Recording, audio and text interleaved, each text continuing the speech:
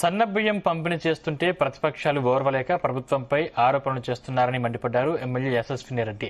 ప్రతి పేదవాడి కడుపు నింపేందుకు రేషన్ షాపుల ద్వారా నాణ్యమైన సన్నబియ్యం అందిస్తున్నామన్నారు.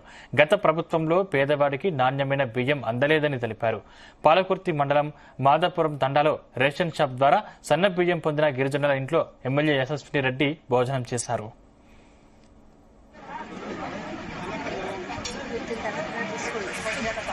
సన్న బియ్యము నేను తిన్నా ఒకప్పుడు, మీరు కూడా తినండి. నిన్న మనం వండుకొని ఉంటారు, ఇచ్చింది కూడా మొన్ననే. అదే మొన్ననే ఇచ్చింది.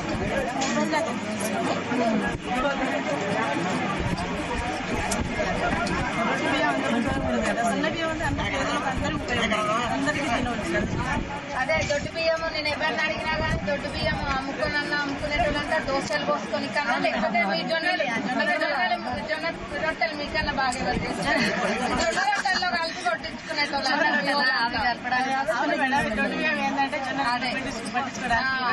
దానికే వాడేటోళ్ళంట. మరి ఇది సన్న బియ్యం మనకు ఉపయోగపడుతుంది.